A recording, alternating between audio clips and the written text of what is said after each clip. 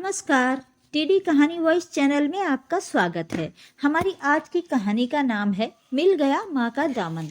अरे रश्मि, सभी लड़कियां दिवाली मनाने अपने अपने घर चली गईं, तुम क्यों नहीं गईं? दिवाली की तो तुम्हारे ऑफिस में भी छुट्टी होती होगी। पेइंग गेस्ट हाउस की मालकिन संगीता सभी लड़कियों के घर जाने के बाद रश्मि के कमरे में लाइट जली देखकर उसके कमरे में जाकर हैरान होकर बोली, नहीं आंटी, बस ऐसे ही मन नहीं हुआ जाने का, कोई खास बात नहीं। मेस बंद हो गया है तो भी कोई बात नहीं, मैं बाहर खाना खा लूंगी। एक हफ्ते के अंदर तो सभी लड़कियां आ ही जाएंगी, आप चिंता मत करिए। रश्मि ने बुझे मन से बात टालने के लिए कहा, मगर रश्मि का उदास चेहरा देखकर संगीता भाप गई कि जरूर कोई बात है जिसने इससे इतने बड़े त्योहार पर भी घर जाने से रोक लिया। बेटा, साथ रहते रहते हम सभी एक परिवार की तरह हो गए हैं। मेस बंद हो गया तो क्या, मैं अपने लिए तो खाना बनाऊंगी ही ना। और फिर अब मुझे तुम सबके साथ खाना खाने की आदत भी पड़ गई है। अकेले खाना मुझे अच्छा नहीं लगेगा, इसलिए हम दोनों साथ खाना खाएंगी। मैं तुम्हारी माँ की तरह हूँ। अगर तुम्हें ठीक लगे तो मुझसे कुछ भी मत छिपाओ, शायद मैं तुम्हारी कुछ मदद कर सकूं। मुझसे तुम्हारा इस तरह उदास रहना नहीं देखा जा रहा। संगीता ने उसके पास बैठते हुए उसकी पीठ पर हाथ रखकर कहा, तो उनका ममता भरा स्पर्श पाकर रश्मि की आंखों में रुके हुए आंसू बह निकले। मेरी माँ मुझे पैदा करते ही अकेला छोड़ चल बसी थी। मेरी मौसी ही मेरी सौतेली माँ है।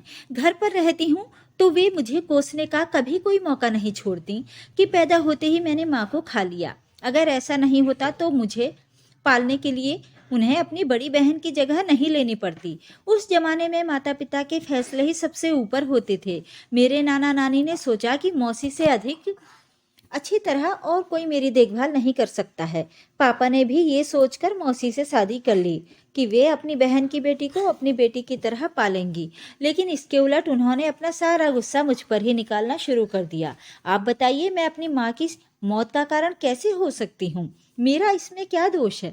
और अगर उनकी शादी मेरे पापा से हुई तो उसमें मेरी क्या गलती है? इसीलिए मेरे पापा ने मुझे हॉस्टल में रखकर ही पढ़ाया और मुझे वे कभी घर नहीं आने देना चाहते, ताकि मुझे अकारण मौसी के ताने न सहने पड़ें। जब उनका मन होता है वे खुद मुझसे मिलने आ जाते हैं। रश्मि ने सुबकते हुए बिना किसी भूमिका के सब कह डाला।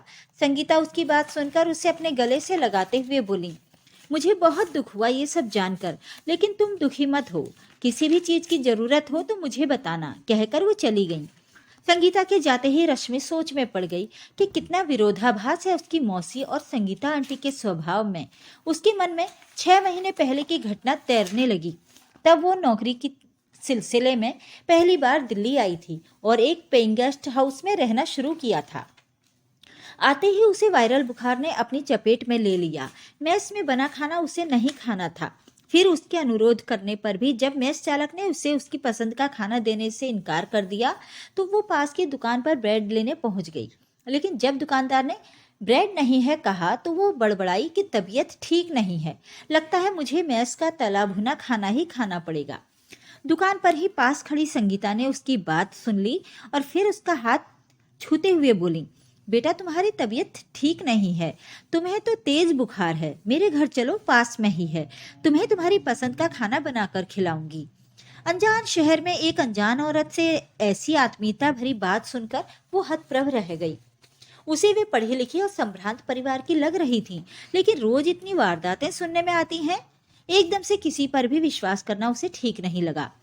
इसलिए उसने जवाब देते हुए कहा, नहीं आंटी, मैं मैनेज कर लूंगी, आप परेशान ना हो।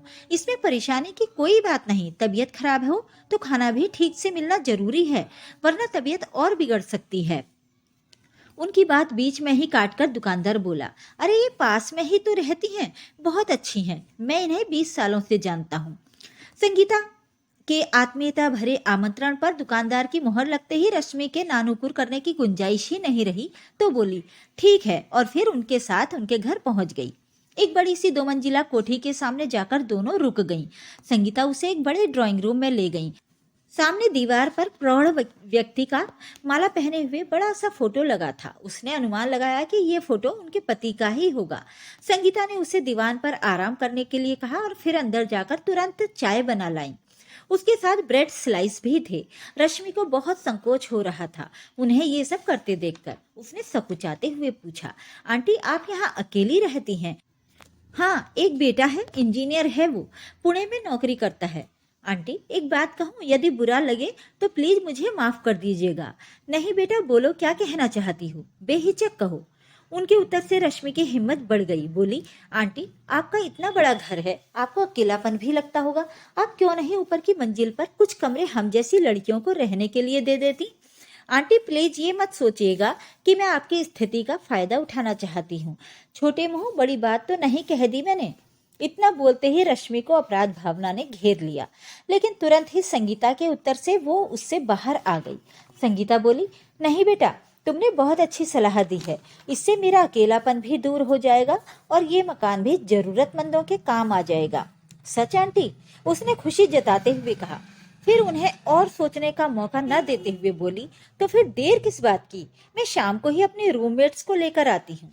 ठीक है, लेकिन अभी लंच करके जाना और वादा करो कि जब तक तुम्हारी तबीयत ठीक नहीं हो जाती यही खाना खाओगी। मुझे भी कंपनी मिल जाएगी। अब तो मुझे यहीं रहना है। बहुत बहुत धन्यवाद आंटी। रश्मि उनसे लिपट कर भावुकता में और बहुत कुछ बोलना चाहती थी, लेकिन पहली मुलाकात में इतना अनौपचारिक होने से में उसे संकोच हुआ और संगीता की भी शायद यही स्थिति थी। लंच करके शाम को फिर आने का वादा करके वो चली गई। शाम को रश्मि अपने साथ 4 लड़कियों को लेकर संगीता के घर पहुंच गई। संगीता उन लोगों को देखकर बहुत खुश हुई और फिर बोली, ठीक है, मुझे 1 हफ्ते का समय दो ताकि ऊपर मैं किसी को बुलाकर तुम लोगों के रहने का इंतजाम करा सकूं। जब तक मेस का इंतजाम नहीं होता तुम लोग मेरी किचन में ही खाना खाना। अरे वाह आंटी, लेकिन किसी को बुलाने की जरूरत क्या है? हम चारों ही मिलकर सारा इंतजाम कर लेंगे। मेस जब तक नहीं बनेगा हम आपको आपकी किचन में खाना बनाकर खिलाएंगे। हमें खाना बनाना आता है। आप जो चार्ज करेंगी हम दे देंगे। दूसरी लड़की दीपिका ने थोड़ा अनौपचारिक होते हुए कहा। पैसे की तो मेरे पास कोई कमी नहीं है, बस थोड़ा अकेलापन रहता है, वो तुम लोगों के रहने से दूर हो जाएगा। लेकिन एक बात का ध्यान रखना, मैं थोड़ी अनुशासन प्रिय हूँ। टीचर थी ना, बहुत ऊंची आवाज में म्यूजिक सुनना और लेट नाइट आना जाना मुझे पसंद नहीं। कोई मजबूरी हो तो बात अलग है। सारी बातें तय हो गई और उसके बाद उन लड़कियों ने मिलकर ऊपर के 2 कमरों को ठीक किया। देखने से ही लग रहा था कि महीनों से उन कमरों की किसी ने खोज खबर नहीं ली है। ऊपर 5 कमरे थे, बाकी के कमरों में भी महीने भर के अंदर ही और लड़कियां आ गई थीं। ये सत्र की शुरुआत थी, इसलिए उनमें से कुछ पढ़ने वाली लड़कियां थीं। मेस का भी इंतजाम हो गया था, लेकिन संगीता खाना अपने सुपरविजन में ही बनवाती थीं। कुल मिलाकर 10 लड़कियां थीं। हर एक के खाने की पसंद का ख्याल रखा जाता था। कोई बीमार पड़ती तो उसके लिए अलग से खाना बनता था। सभी लड़कियां संगीता के व्यवहार से बहुत खुश रहती थीं और जल्दी उनसे घुल मिल गई थीं। उन्हें अपने घर की कमी नहीं महसूस होती थी। संगीता भी अपना खाना मेस में ही खाती थी। एक बात सबने महसूस की थी कि संगीता का व्यवहार सामान्य औरतों से कुछ हटकर था। एक गहरी उदासी की परत उनके चेहरे पर छाई रहती थी। कभी किसी ने उन्हें खुलकर हंसते नहीं देखा था। लड़कियों का अनुमान था कि शायद पति की मृत्यु हो जाने और बेटे के दूर रहने पर बुझी बुझी रहती हैं। रश्मि के मोबाइल की घंटी बजी। संगीता का फोन था। उन्होंने डिनर के लिए उसे नीचे बुलाया था। वो तुरंत नीचे पहुंच गई और फिर सकुचाते हुए बोली, सॉरी आंटी, मुझे खाना बनाना चाहिए था, मैं आ ही रही थी। आप क्यों परेशान हुई? कोई बात नहीं, तुम्हारी माँ होती तो क्या तुम्हें बनाकर नहीं खिलाती? आज के बाद मुझे अपनी माँ ही समझो। वैसे भी तुम्हें एक प्यार करने वाली माँ चाहिए और मुझे एक बेटी। फिर क्यों ना हम दोनों मिलकर एक दूसरे के जीवन की इस कमी को पूरी कर दें। रश्मि उनकी बात सुनकर हैरान रह गई। आज संगीता बहुत खुश दिखाई दे रही थी। उनका ये नया रूप देखकर वो हैरान हो रही थी। उसे कोई जवाब नहीं सूझ रहा था। अपने कमरे में आकर भी वो संगीता की कही बात के बारे में ही सोचती रही। दिवाली के अगले दिन रश्मि के पापा उससे मिलने आए तो हमेशा की तरह उसके कमरे में न आकर उसे नीचे ही मिलने के लिए बुलाया। वो नीचे ड्राइंग रूम में के बाहर संगीता की आवाज़ सुनकर ठिठक कर खड़ी हो गई। संगीता कह रही थी, मेरी माँ भी मुझे पैदा करते ही चल बसी थी। रश्मि की मनोदशा को मुझसे ज़्यादा और कौन समझ सकता है। मैं उसकी माँ की जगह तो नहीं ले सकती, लेकिन उसके जीवन की इस कमी को तो कुछ हद तक उसकी सास बनकर जरूर पूरा कर सकती हूँ। रश्मि जैसी लड़की मुझे बहू के रूप में मिल जाएगी तो मुझे बेटी की भी कमी नहीं खलेगी। मैंने कल अपने बेटे रोहन से भी बात की थी। उसने मेरी पसंद पर अपनी स्वीकृति की मुहर लगा दी है। किसी तरह का दबाव आप या आपकी बेटी पर नहीं है। आप दोनों को ठीक लगे तो मैं बात आगे बढ़ाऊं। ये सुनकर रश्मि के पांव जमीन में जैसे जम से गए। उसे समझने में देर नहीं लगी कि उस दिन आंटी उस पर इतनी ममता क्यों उड़ेल रही थी। अभी वो सोच ही रही थी कि संगीता की नज़र उस पर पड़ गई। वे बाहर आकर उसका हाथ पकड़कर अंदर ले गईं। उसके चेहरे पर लजीली मुस्कान से वे समझ गईं कि उसने उनकी सारी बातें सुन ली हैं और उसे इस रिश्ते पर कोई आपत्ति नहीं है। वो बोली, अभी तक तो तुमने एक गेस्ट के तौर पर मेरे घर में रोशनी की है, अब मेरी बहू बनकर मेरे बेटे और मेरी जिंदगी में रौनक कर दो।